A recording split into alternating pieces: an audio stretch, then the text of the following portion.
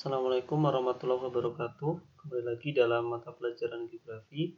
Kita masih akan membahas materi pada KD 3.3 mengenai sebaran dan pengelolaan sumber daya alam Indonesia. Tujuan pembelajaran pada pertemuan kali ini adalah mengidentifikasi potensi dan persebaran sumber daya alam kelautan, potensi dan persebaran pariwisata, menjelaskan analisis mengenai dampak lingkungan atau AMDAL dalam pembangunan, dan memahami pemanfaatan sumber daya alam dengan prinsip-prinsip pembangunan berkelanjutan. Materi yang pertama yaitu potensi dan persebaran sumber daya alam kelautan. Seperti yang kita ketahui bahwasanya Indonesia memiliki laut yang luas dengan potensi sumber daya kelautan yang sangat kaya. Ekosistem laut Indonesia ini mencakup hutan mangrove, terumbu karang, dan padang lamun. Hutan mangrove adalah hutan khas yang hidup di sepanjang pantai atau estuari di daerah tropis yang dipengaruhi oleh pasang surut air laut. Kemudian, hutan mangrove ini sangat bermanfaat baik dari segi fisik, biologis, maupun dari segi penguatan ekonomi masyarakat pesisir. Lalu lamun adalah tumbuhan tinggi yang sudah sepenuhnya menyesuaikan diri hidup terendam di dalam laut. Di pesisir Lampung itu juga ada ya, misalnya di Pulau Mahitam, di Pantai Ketapang, di daerah Teluk Pandan, Kabupaten Pesawaran. Nah, kemudian terumbu karang adalah bangunan kapur bawah laut yang dibentuk oleh jasad hidup seperti karang, batu, dan alga berkapur. Sebanyak 18% luasan terumbu karang dunia ada di Indonesia. Adapun potensi laut di Indonesia ini tersebar dalam 18 ekoregion. Yang pertama yaitu ekoregion Samudra Hindia sebelah barat Sumatera. Di ekoregion ini ada 4 cekungan sedimen dengan potensi migas, 2 diantaranya terbukti namun belum berproduksi. Di ekoregion ini terdapat habitat hiu mulut lebar, dugong atau duyung, penyu hijau, penyu belimbing, penyu sisik, dan buaya muara. Ekoregion ini juga memiliki potensi perikanan seperti udang, kakap merah, tuna mata besar, kerapu, kurisi, kuniran, swanggi, bloso, gulamah, dan cakalang. Ekoregion ini juga memiliki sumber migas di pantai timur Aceh. Di sini juga dapat dilakukan kegiatan wisata bahari di Pulau Weh, Pulau Simele, Pulau Nias, dan Pulau Mentawai. Selanjutnya yaitu ekoregion Samudra Hindia sebelah selatan Jawa. Di ekoregion ini ada 2 cekungan sedimen dengan potensi migas. Ekoregion ini juga memiliki potensi perikanan seperti udang, lemuru, tuna mata besar, tuna sirip biru, kerapu merah, kue, madidihang, albacora, layur, layang-layang, cumi-cumi, dan cakalang. Memiliki keanekaragaman hayati seperti penyu, mangrove, dan terumbu karang endemik. Di ekoregion ini ditemukan air laut dalam atau deep sea water, yakni di Pelabuhan Ratu, Sukabumi, Jawa Barat. Nah, wisata bahari yang ada adalah Pantai Pangandaran di Jawa Barat dan Pantai Parangtritis di daerah istimewa Yogyakarta. Selanjutnya, ekoregion Selat Malaka. Keanekaragaman hayati di daerah ini antara lain mangrove, burung-burung air, dan keragaman spesies lamun, memiliki potensi migas, menjadi jalur pelayaran internasional. Ada beberapa jenis ikan seperti udang, ikan kurau, manyung, kakap banyar, kembung, kurisi, kuniran, swanggi, gulamah, layang, golok-golok, dan cakalang. Wisata bahari di ekoregion ini antara lain di Pulau Bintan, Kepulauan Riau. Selanjutnya, ekoregion Laut Natuna. Terdapat 3 cekungan sedimen dengan potensi migas dengan 1 cekungan sudah berproduksi. Sangat kaya akan ikan. Ada beberapa jenis ikan seperti udang kurau, manyung, banya, kembung, layang, dan cumi-cumi. Dan memiliki keanekaragaman hayati seperti penyu sisik, penyu hijau, ikan pari listrik, dan terumbu karang. Ekoregion Selat Karimata. Di sini terdapat 2 cekungan sedimen dengan potensi migas. Terdapat ikan pelagis kecil, memiliki hutan mangrove yang kondisinya relatif baik di pesisir Sumatera Selatan dan Kalimantan Barat, tempat peneluran penyu sisik di Pulau Tambelan, memiliki potensi tambang timah dan wisata bahari, tambang timah di Pulau Bangka dan Pulau Belitung, dan wisata bahari di Pulau Bangka dan juga di Pulau Belitung di Provinsi Kepulauan Bangka Belitung. Selanjutnya yaitu ekoregion Laut Jawa. Terdapat 7 cekungan sedimen dengan potensi migas dengan 5 cekungan sudah berproduksi, memiliki ekosistem mangrove, lamun, terumbu karang, dan spesies langka ikan hiu air tawar. memiliki potensi perikanan seperti udang, kerapu, kakap merah, banyar, kembung, ikan terbang, layang bloso, kuniran, kurisi, dan suanggi. Lalu ekoregion Laut Sulawesi memiliki 3 cekungan sedimen dengan potensi migas dengan 1 cekungan berproduksi. Terdapat karang dan penyu hijau terbesar di Asia Tenggara. Selain itu terdapat pula ikan purba koelakan atau Latimeria manadoensis, memiliki potensi perikanan seperti tuna mata besar, madidihang, manyung, kakap, kerapu, kue, layang, dan cakalang. Kemudian ekoregion Selat Makassar memiliki 4 cekungan sedimen dengan potensi migas dengan 1 cekungan telah berproduksi. Keanekaragaman hayati di ekoregion ini yaitu terumbu karang spermonde dan kapuposang, ikan terbang, dan mangrove di bagian timur Kalimantan. Selat Makassar juga memiliki potensi perikanan seperti udang, ikan terbang, madidihang, kakap merah, cakalang, kerapu, dan tuna mata besar. Kemudian wisata bahari terdapat di Taman Nasional Takabonerate di Sulawesi Selatan dan air mineral laut dalam atau deep sea water di Makassar. Ekoregion potensi laut Indonesia selanjutnya yaitu perairan Bali dan Nusa Tenggara. Di wilayah ini ada 6 cekungan sedimen dengan potensi migas. Laut Timor dan selat-selat yang berada di sekitarnya merupakan koridor migrasi utama mamalia besar seperti paus bongkok atau Megaptera novaeangliae, paus sirip atau Balaenoptera pisolis, paus sei atau Balaenoptera borealis, dan paus sperma atau Pisater catodon dari Samudra Pasifik ke Samudra Hindia. Wilayah ini memiliki potensi perikanan seperti udang, lemuru, tuna mata besar, tuna sirip biru, kerapu, kue, madidihang, albacora, cakalang, layang, dan cumi-cumi. Selanjutnya, ekoregion Teluk Tomini di antara Sulawesi Utara dan Sulawesi Tengah. Teluk ini memiliki biodiversitas endemik berupa karang dan ikan dan potensi pemijahan ikan sidat. Teluk ini memiliki potensi perikanan seperti udang, tuna mata besar, kerapu, kakap merah, ikan terbang, madidihang, layang, dan cakalang. Selain itu, teluk ini juga memiliki tempat wisata bahari di Pulau Togean, Kabupaten Tojo Una-Una, Provinsi Sulawesi Tengah. Selanjutnya, ekoregion Laut Halmahera. Di wilayah ini ada 5 cekungan sedimen dengan potensi migas. Ekoregion ini juga memiliki keanekaragaman hayati seperti biodiversitas endemik selat lembeh berupa kuda laut pygmy atau pygmy seahorse, padang lamun luas di Selat Lembeh, kelompok hiu paus musiman di Teluk Kau, dan terumbu karang. Wilayah ini memiliki potensi perikanan seperti udang, kerapu, tuna mata besar, madidihang, ikan terbang, layang, kakap merah, dan cakalang. Laut Halmahera juga memiliki potensi migas di Halmahera Timur, pertambangan nikel di pulau-pulau kecil, dan potensi energi terbarukan yakni arus Selat Talibo dan Mangole. Selanjutnya, ekoregion Laut Banda sebelah timur Sulawesi. Di ekoregion ini ada 5 cekungan sedimen dengan potensi migas. Laut ini memiliki keanekaragaman hayati seperti biodiversitas endemik berupa banggai cardinal fish dan terumbu karang. Laut ini juga memiliki potensi perikanan seperti tuna mata besar, layang, madidihang, cumi-cumi, dan cakalang.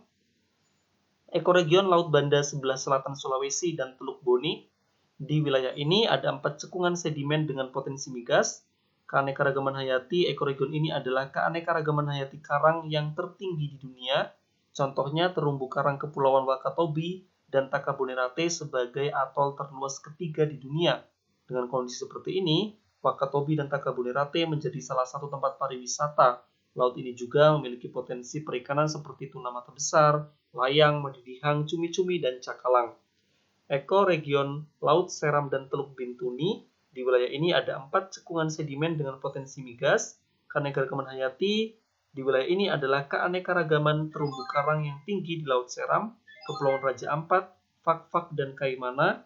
Di samping itu ada juga ekosistem mangrove di wilayah Laut Bintuni yang luas. Ada juga beberapa biota laut endemik seperti hiu berjalan atau Hemicillium freycineti, dan ekoregion ini potensi perikanannya antara lain udang, tuna mata besar, kerapu, kakap merah, ikan terbang, layang, madidihang, dan cakalang. Ekoregion Laut Banda. Laut ini memiliki 3 cekungan sedimen berpotensi migas. Laut Banda merupakan perairan laut dalam dan air yang jernih yang tidak terdapat di perairan lain di Indonesia.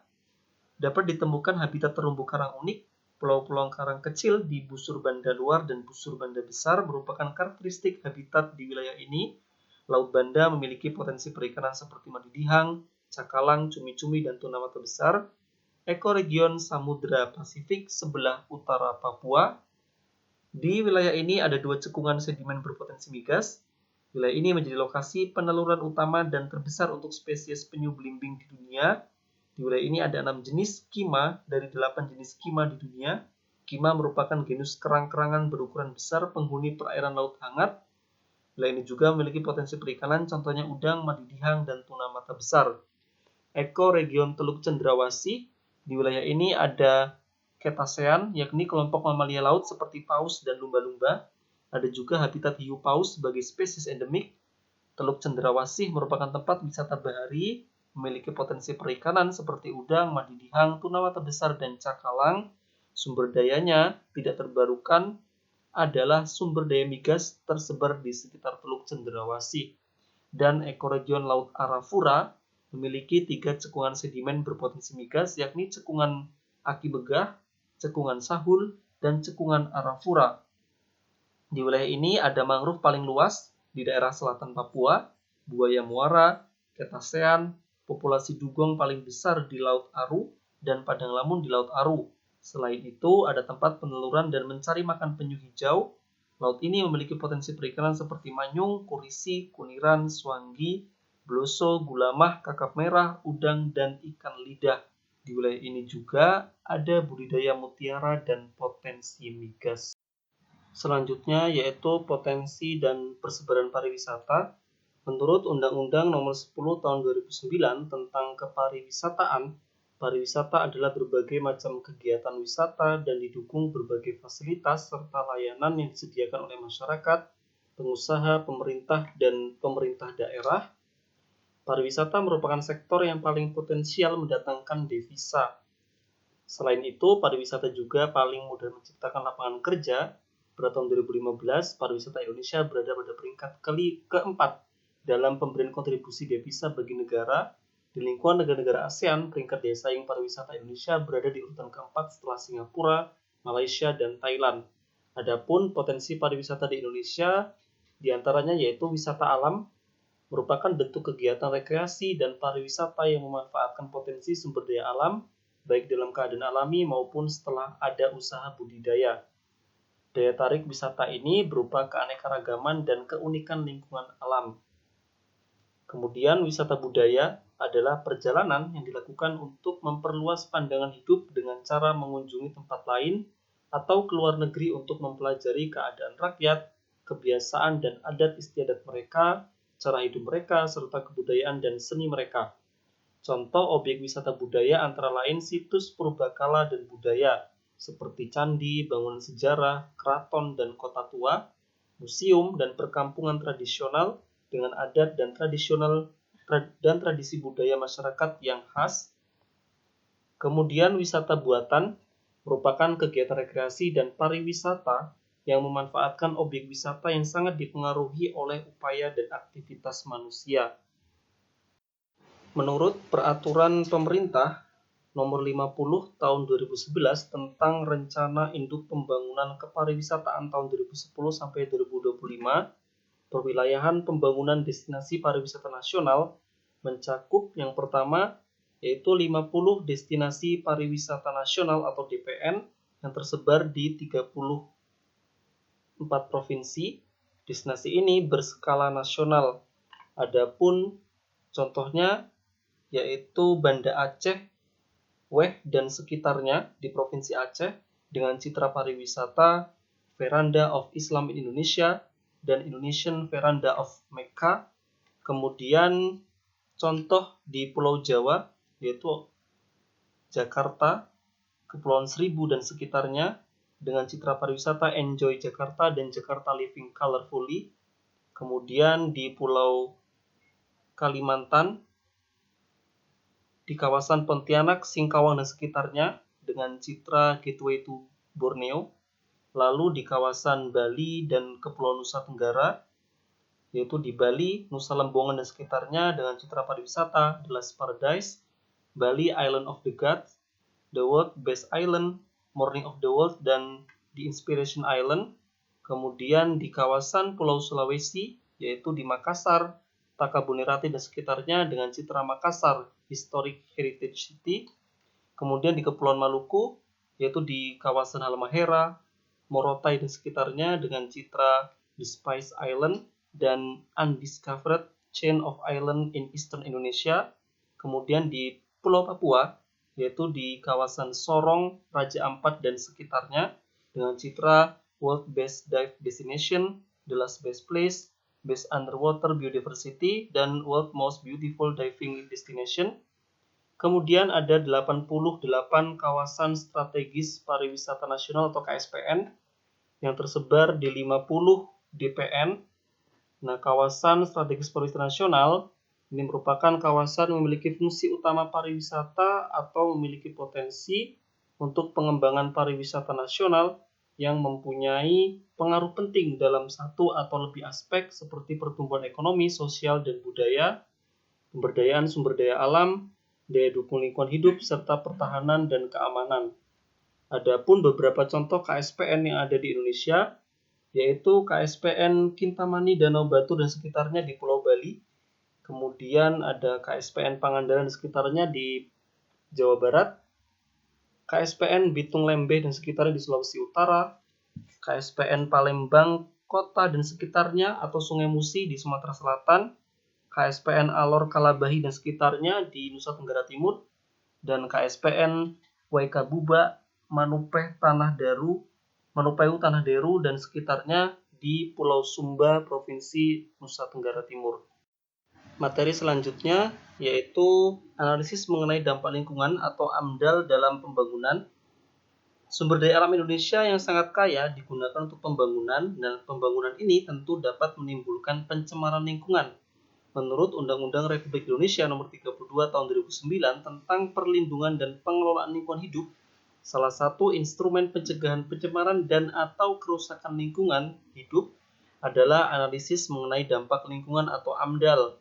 AMDAL adalah kajian mengenai dampak penting suatu usaha dan atau kegiatan yang direncanakan pada lingkungan hidup yang diperlukan bagi proses pengambilan keputusan tentang penyelenggaraan usaha dan atau kegiatan yang dapat menimbulkan perubahan terhadap rona lingkungan hidup serta menyebabkan dampak terhadap lingkungan hidup.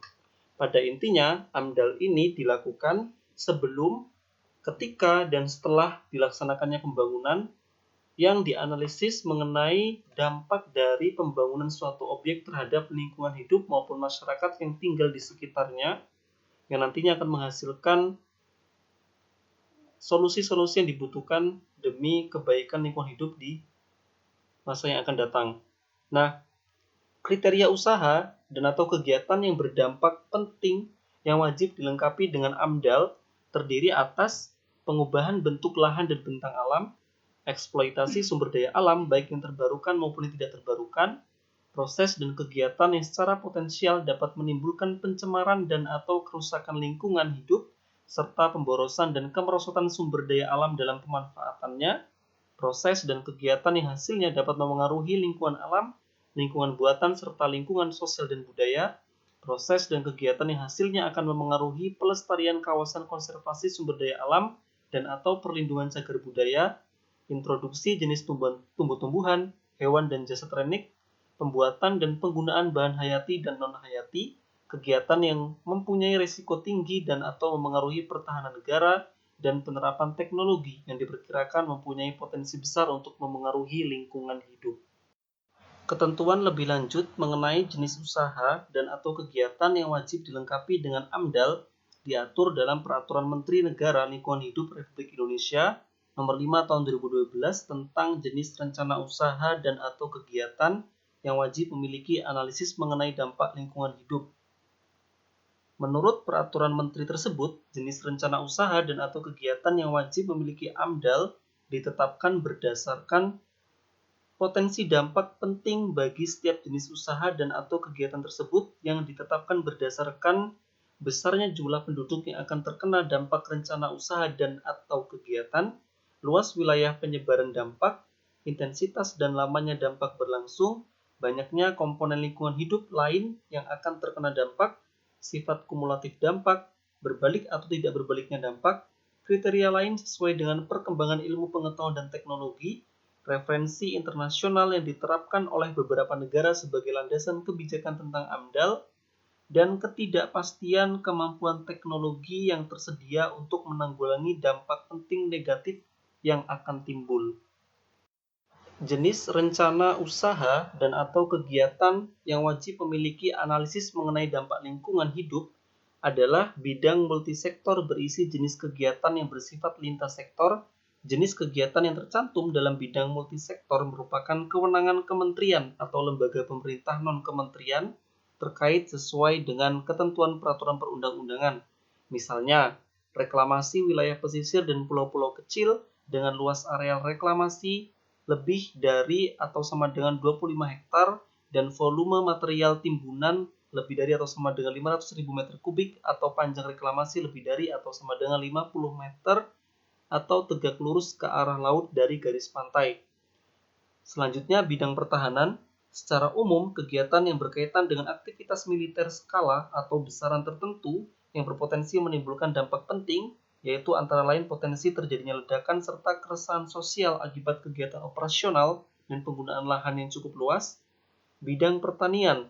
Pada umumnya, dampak penting yang ditimbulkan usaha budidaya tanaman pangan, hortikultura, dan perkebunan berupa erosi tanah, perubahan ketersediaan dan kualitas air akibat kegiatan pembukaan lahan, persebaran hama, penyakit dan gulma pada saat beroperasi, serta perubahan kesuburan tanah akibat penggunaan pestisida atau herbisida.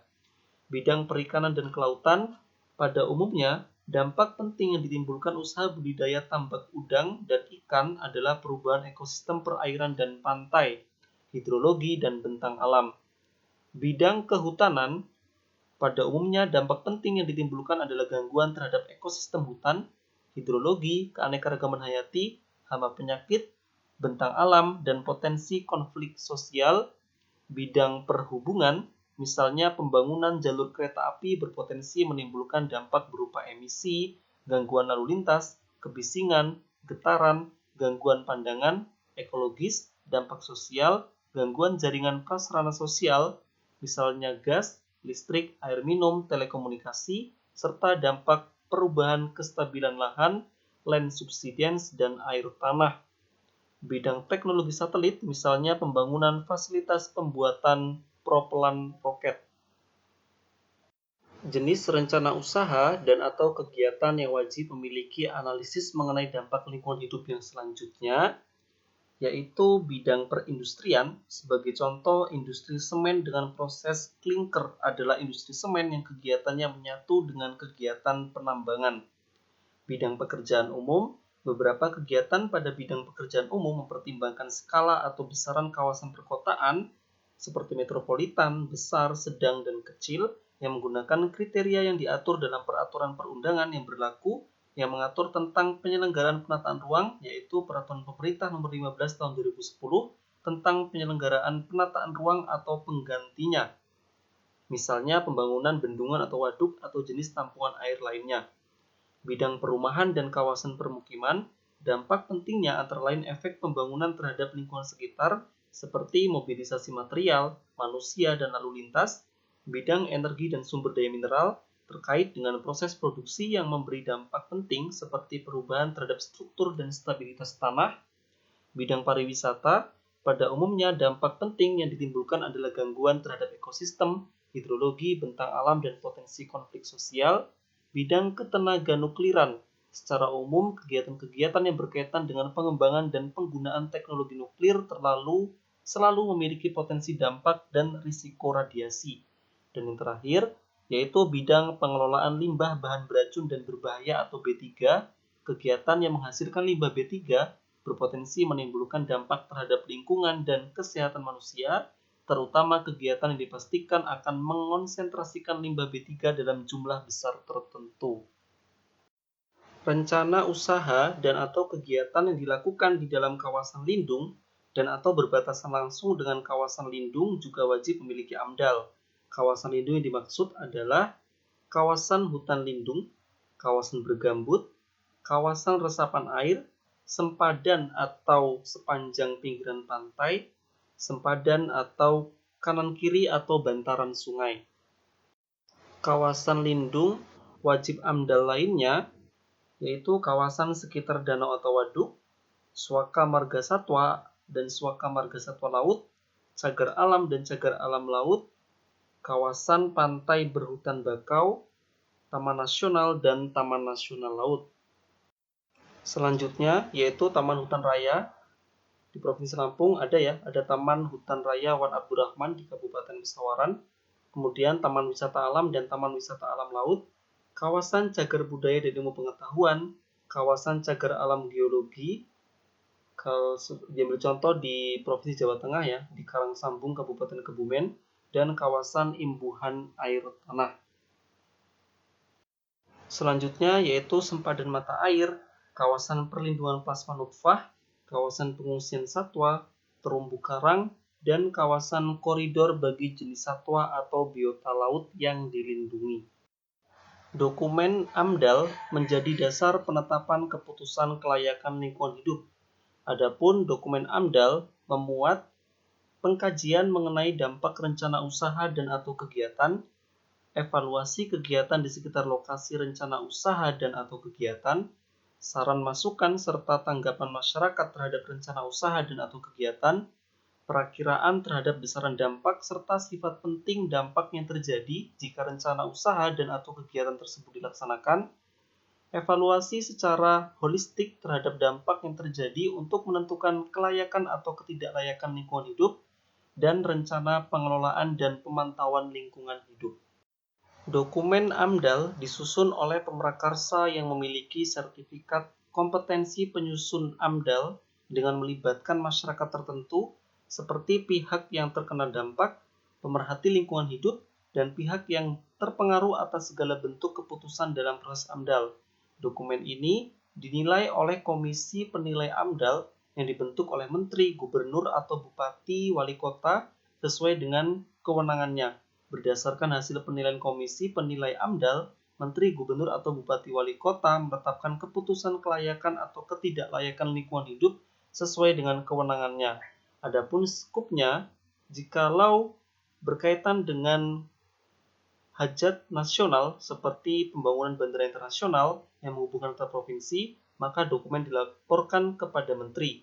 Namun jika skupnya sewilayah provinsi, misalnya pembangunan jalan antar kabupaten, maka ke gubernur, dan begitupun dengan tingkat-tingkat yang ada di bawahnya. Materi yang terakhir yaitu pemanfaatan sumber daya alam dengan prinsip-prinsip pembangunan berkelanjutan. Sumber daya alam sangat berguna bagi kehidupan manusia. Namun baik secara langsung maupun tidak langsung, disadari maupun tidak, kelestarian sumber daya alam dipengaruhi oleh berbagai aktivitas manusia seperti pertanian dan pembangunan industri.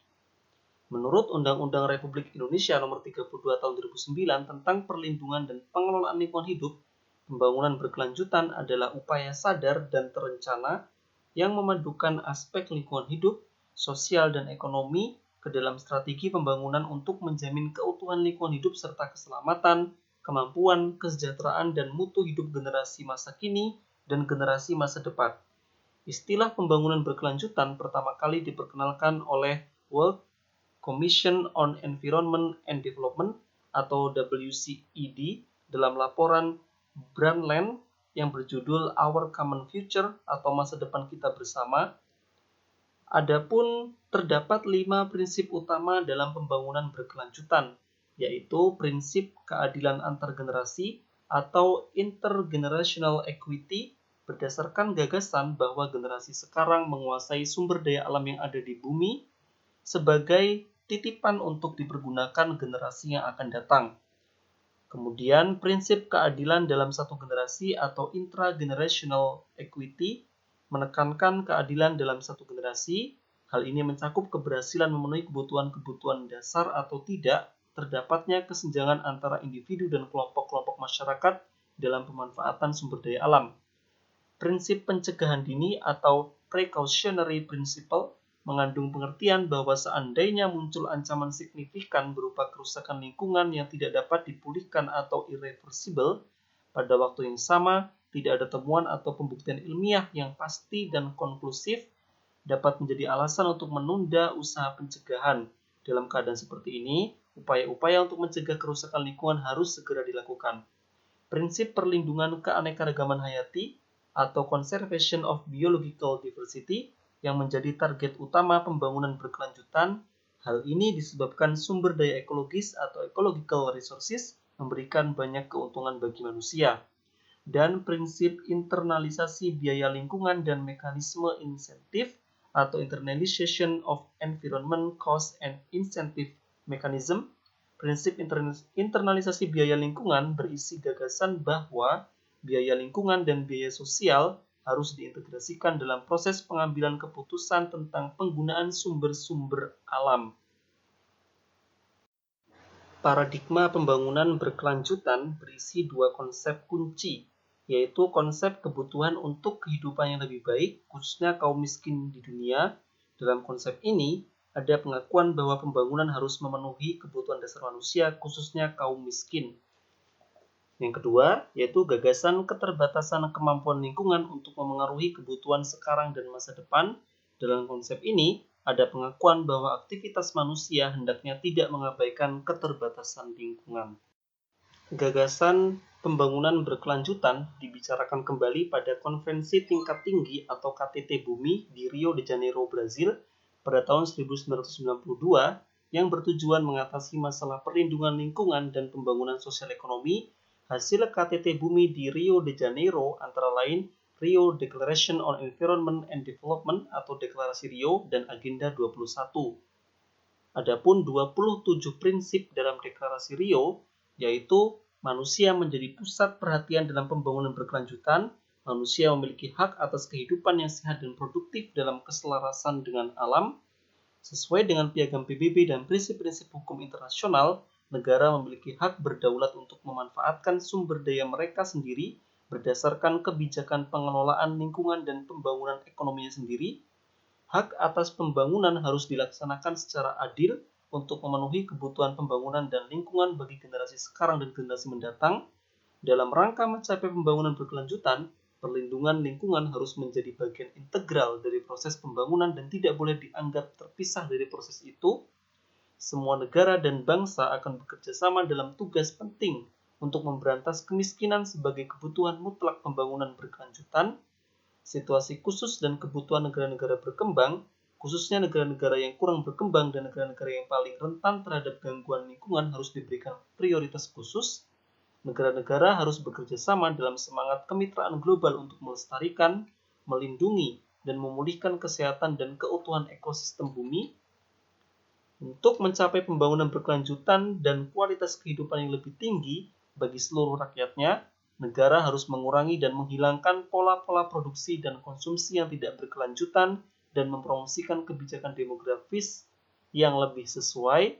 Negara-negara harus bekerja sama untuk memperkuat pembangunan kapasitas endogen untuk pembangunan berkelanjutan dengan meningkatkan pemahaman ilmiah melalui pertukaran pengetahuan ilmiah dan teknologi. Peningkatan pembangunan, adaptasi, difusi, dan transfer teknologi termasuk teknologi baru dan inovatif. Prinsip Deklarasi Rio selanjutnya, yaitu isu-isu lingkungan paling baik ditangani dengan partisipasi seluruh warga masyarakat sesuai dengan tingkatannya. Negara-negara harus memberlakukan undang-undang lingkungan yang efektif. Negara-negara harus bekerja sama untuk mempromosikan sistem ekonomi internasional yang terbuka dan mendukung.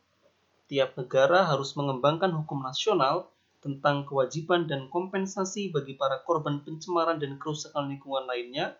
Negara-negara harus bekerja sama secara efektif untuk menghapus atau mencegah relokasi dan transfer kegiatan atau substansi ke negara lain. Untuk melindungi lingkungan, pendekatan secara hati-hati harus diterapkan secara luas oleh negara sesuai dengan kemampuannya. Otoritas nasional harus berusaha mempromosikan internalisasi biaya lingkungan dan penggunaan instrumen ekonomi. Sebagai instrumen nasional, penilaian dampak lingkungan harus dilakukan untuk kegiatan-kegiatan yang diusulkan dan tiap negara harus segera menginformasikan kepada negara lainnya tentang setiap bencana alam atau keadaan darurat lainnya. Prinsip Deklarasi Rio yang lainnya yaitu negara harus memberikan informasi relevan secara tepat waktu dan lebih awal kepada negara tetangga yang berpotensi terkena dampak kegiatan. Wanita memiliki peran penting dalam pengelolaan lingkungan dan pembangunan.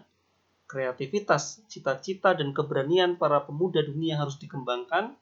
Masyarakat adat dan komunitasnya beserta masyarakat lokal lainnya memiliki peran penting dalam pengelolaan lingkungan dan pembangunan karena mereka mempunyai pengetahuan dan praktik-praktik tradisional.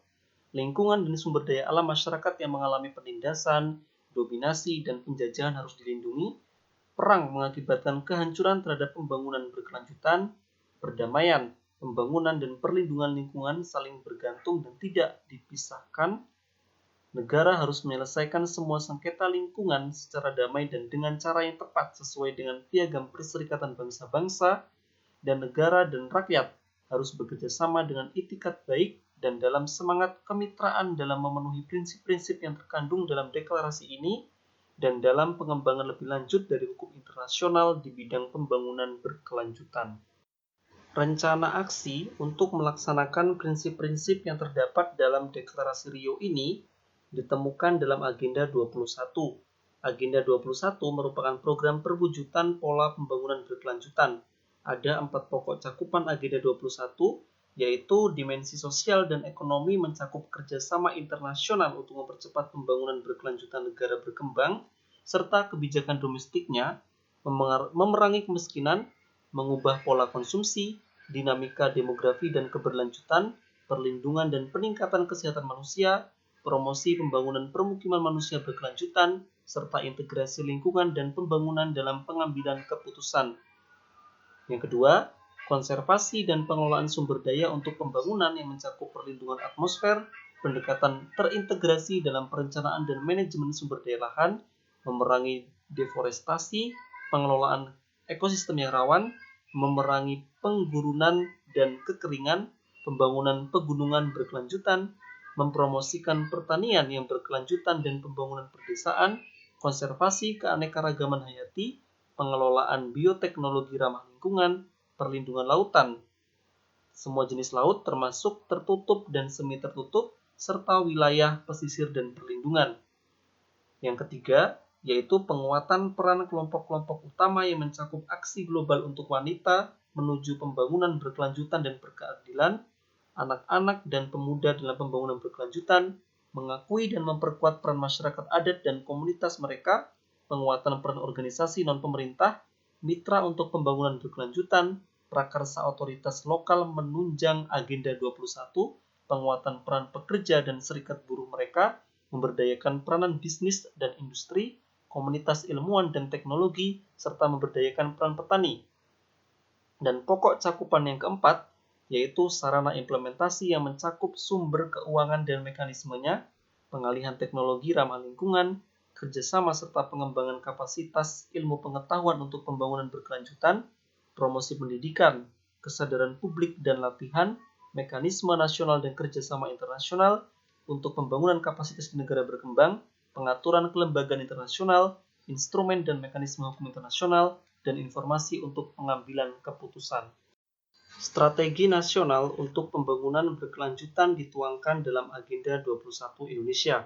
Pokok-pokok pikiran yang terdapat di dalamnya mencakup pelayanan masyarakat di bidang pengentasan kaum miskin, perubahan pola konsumsi, dinamisasi kependudukan, pengelolaan dan peningkatan kesehatan, pengembangan perumahan dan permukiman, dan sistem perdagangan global, instrumen ekonomi serta neraca ekonomi dan lingkungan terpadu, pengelolaan limbah yang meliputi perlindungan atmosfer, pengelolaan bahan kimia beracun, pengelolaan limbah bahan berbahaya dan beracun, pengelolaan limbah radioaktif, serta pengelolaan limbah padat dan cair, pengelolaan sumber daya tanah yang memuat penata gunaan sumber daya tanah, pengelolaan hutan, serta pengembangan pertanian di perdesaan dan pengelolaan sumber daya air, dan pengelolaan sumber daya alam yang mengutamakan konservasi keanekaragaman hayati, pengembangan bioteknologi, serta pengelolaan terpadu wilayah pesisir dan lautan. Pelaksanaan pembangunan berkelanjutan ditinjau kembali dalam Konferensi Tingkat Tinggi Dunia tentang Pembangunan Berkelanjutan atau World Summit on Sustainable Development di Johannesburg, Afrika Selatan pada tahun 2002. Hasil penting KTT ini adalah Political Declaration dan Johannesburg Plan of Implementation. Political Declaration berupa komitmen untuk melaksanakan Johannesburg Plan of Implementation dengan penetapan kerangka waktu. Sementara itu, Johannesburg Plan of Implementation secara umum mencakup hal-hal mengurangi angka kemiskinan, mengubah pola konsumsi dan produksi yang tidak berkelanjutan, melindungi dan mengelola sumber daya alam sebagai basis pembangunan ekonomi dan sosial, pelaksanaan tata kelola pemerintahan yang baik dan efektif atau good governance, upaya sungguh-sungguh atau concerted effort di tingkat global, termasuk di antara para pelaku utama seperti perwakilan negara-negara, wilayah, badan-badan PBB, Multinational Development Bank, dan kelompok masyarakat sipil, serta kelembagaan di tingkat nasional yang kuat dan partisipatif untuk mengarusutamakan pembangunan berkelanjutan. Konferensi tingkat tinggi tentang pembangunan berkelanjutan kembali diadakan di Rio de Janeiro, Brasil pada tahun 2012. KTT ini dikenal dengan KTT Rio Plus 20. KTT ini menghasilkan dokumen The Future We Want atau masa depan yang kita inginkan. Dokumen ini menjadi arahan bagi pelaksanaan pembangunan berkelanjutan di tingkat global, regional, dan nasional. Ada 3 isu utama bagi pelaksanaan pembangunan berkelanjutan dalam dokumen ini. Ketiga isu tersebut adalah 1. Ekonomi hijau dalam konteks pembangunan berkelanjutan dan pengentasan kaum miskin atau green economy in the context of sustainable development and poverty eradication. Ekonomi hijau menurut United Nations Environment Programme atau UNEP adalah kegiatan perekonomian yang menghasilkan peningkatan kesejahteraan manusia dan keadilan sosial, sementara secara signifikan mengurangi risiko lingkungan dan kelangkaan ekologis. Yang kedua, yaitu pengembangan kerangka kelembagaan pembangunan berkelanjutan tingkat global atau Institutional Framework for Sustainable Development. Dan yang ketiga, kerangka aksi dan instrumen pelaksanaan pembangunan berkelanjutan atau Framework for Action and Means of Implementation. Dan pemanfaatan lingkungan untuk pembangunan berkelanjutan antara lain dapat dilakukan dengan hal-hal pelaksanaan kegiatan pertanian dan peternakan yang ramah lingkungan, pencegahan penurunan dan peningkatan serapan karbon di bidang kehutanan, pemanfaatan energi terbarukan, diversifikasi bahan bakar, efisiensi dan konservasi energi, dan pengelolaan sampah domestik. Demikian materi yang dapat disampaikan pada pertemuan kali ini. Mohon maaf jikalau ada kekurangan dalam penjelasan.